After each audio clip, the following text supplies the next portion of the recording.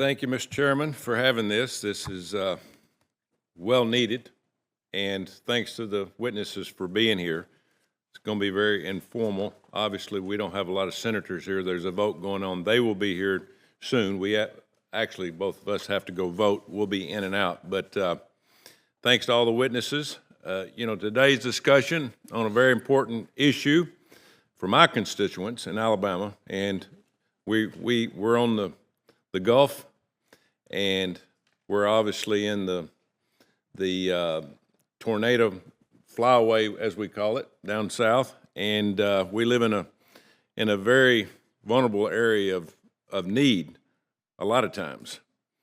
The state rural infrastructure during national disasters a lot of times is lacking, and we all know that. I still have farmers that are still struggling from a hurricane that we had 5-6 years ago that have not gotten the need that they're supposed to have. So communities never expect to have this happen to them. When a tornado, hurricane, or flood unexpectedly strikes, they quickly have to figure out what to do and how to rebuild, usually on their own, a little bit from the county, city, state. Usually the last one to show up is federal, and that needs to change. So this is a topic all my colleagues should be able to agree on, because this is it's not partisan. Access to affordable electric, water, and wastewater infrastructure is essential for survival in any place in the country now, because there seems to be more and more, whether it's fires, whether it's floods, whether it's tornadoes.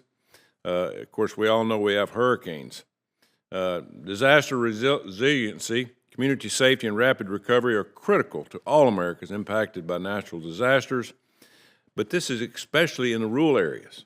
Rural areas are usually the last one to get any relief.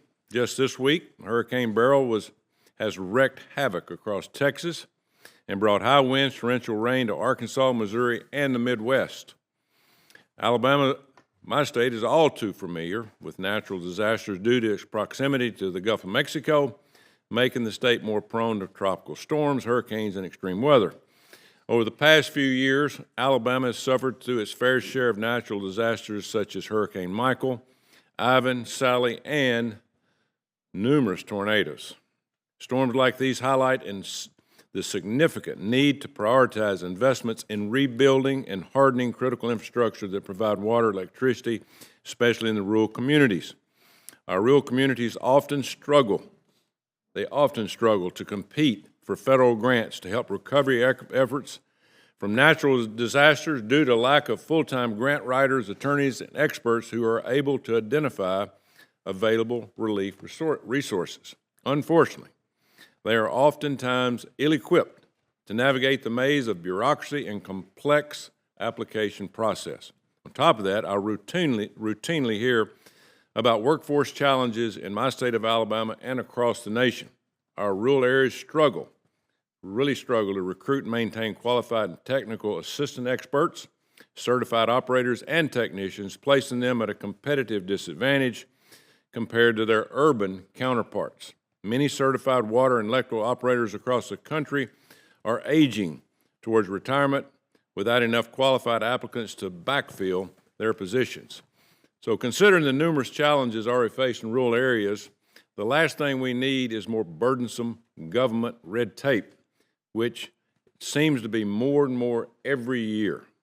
As policymakers, we need to ensure applying entities shouldn't have to wait an average of 7 years to navigate the federal permitting processes, jumping through various environmental and climate hoops. States and local entities must have the flexibility to implement funding as they see fit. Just as each community is unique, so are natural disasters, which is why states and local entities must have the flexibility to implement funding as they see fit. One-size-fits-all approach doesn't work. We found that out. What works in one town or state may not work in another. We need to get the government out of the way and reduce regulations to make it easier for our rural communities to stand on their own. So I look forward to today's witnesses and hearing their experiences and trying to find some solutions for the future for people that live in rural areas. Thank you, Mr. Chairman. But thank you, and we do have two good witnesses here from my state of Alabama, Mr. Mark Boland proud to introduce from Foley, Alabama, who serves as the general manager of the Perdido Bay Water, Sewer, and Fire Protection District in excuse me, Baldwin County. Mr. Boland has served as general manager for the district for over 25 years. He is a grade 4 water operator with the state of Alabama and a state certified electrician. In addition, Mark has served on the Alabama Rural Water Board of Directors since 2009 and is currently the association's president. Prior to joining the Perdido Bay District, he served in several different technician, electrician, and operator roles across the country, including the United States Air Force. Thank you for your service. Thanks for being here today, Mark. Thank you. Our next distinguished guest, Mr. Brad Kimbrough, our next witness from the Wiregrass in Ashford, Alabama. He is the general manager and CEO of Wiregrass Electric Cooperative. Mr. Kimbrough has 3 decades of experience. I know you don't look that old, but 3 decades in the electric cooperative industry, and has been with the Wiregrass Electric Co-op since 2006. Within the co-op, he has served as Director of Member of Services Chief Operating Officer prior to assuming the general manager position. He is actively involved with the Alabama Rural Electric Cooperative Association and the National Association, NRECA, and with numerous volunteer roles around the Wiregrass in southeast Alabama. So Brad, thanks for being here today. Thank you, Mr. Chairman. Mr. Rowland, workforce is going to play a large role in the next few years, decades, especially in our rural areas. And my understanding is you have an apprenticeship program in your water area. Could you tell us a little bit about that? Thank you for the question, Senator. Thank you for the question, Senator. As you mentioned, we are members of a apprenticeship program that's provided through Alabama Rural Water that they have put together with the Labor Department.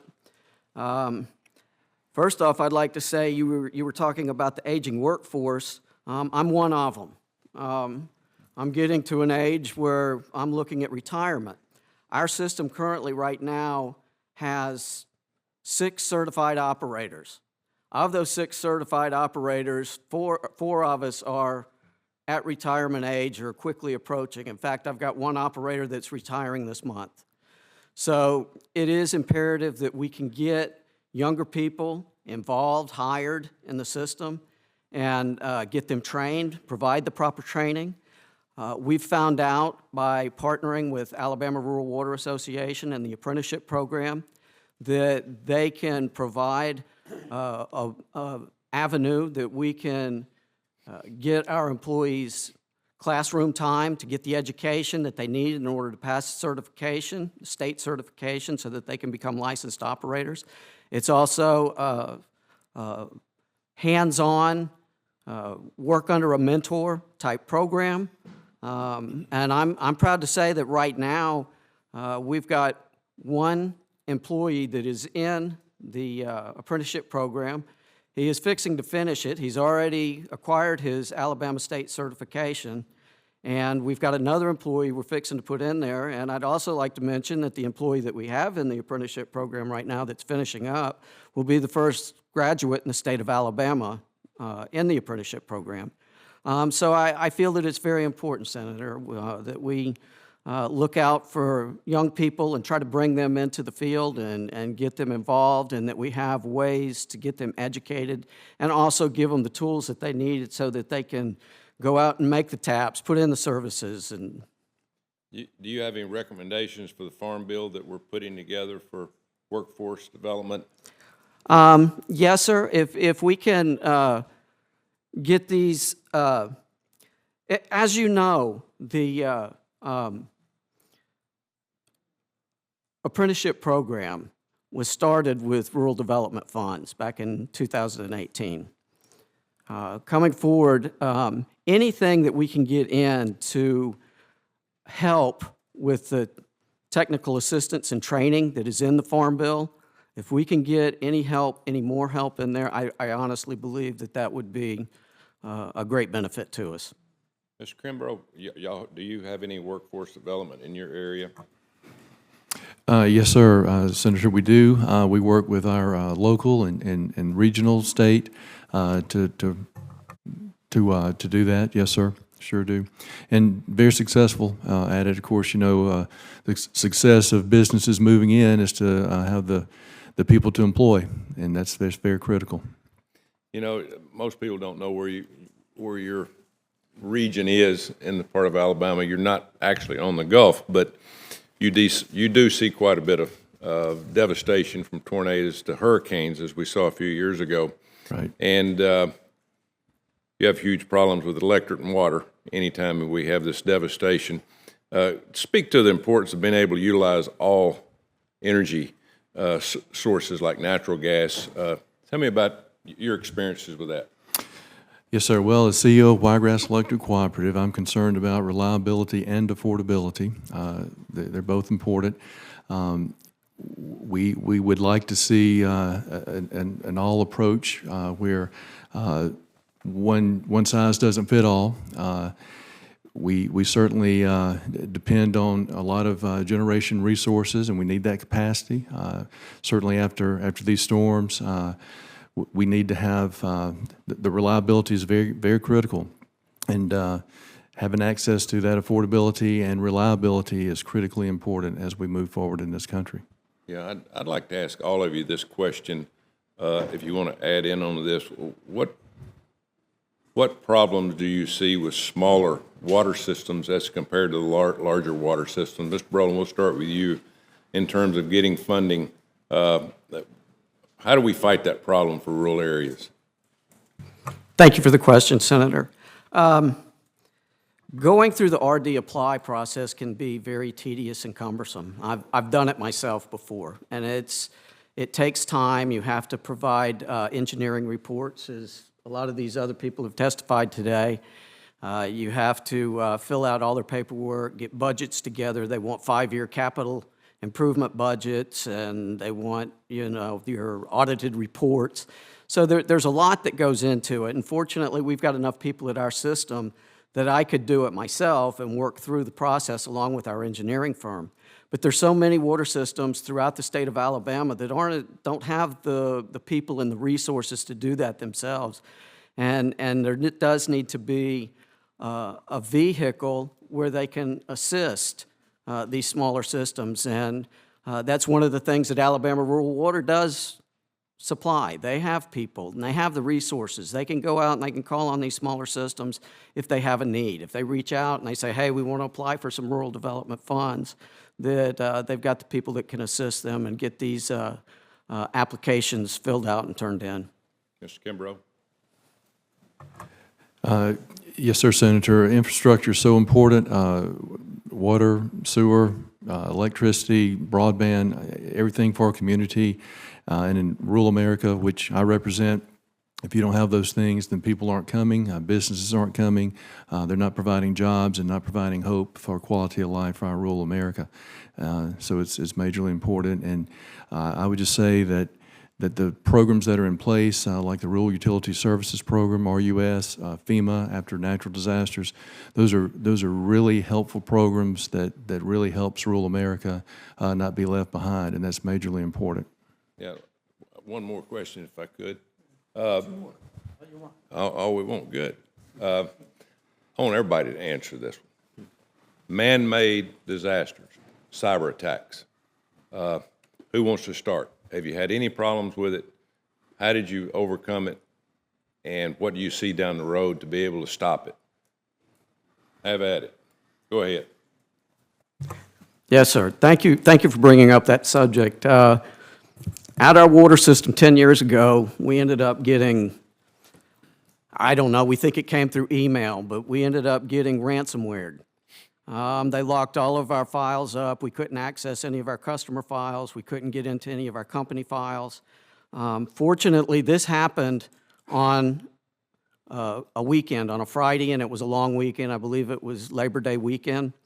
And we were able to call we have an IT team that works with us. We were able to call them in. They were able to come in and take all of our servers offline. They stripped the hard drives, got everything off of it, then reinstalled the software, then put the data and everything back in from backups to get us back up and running. But it is a real threat.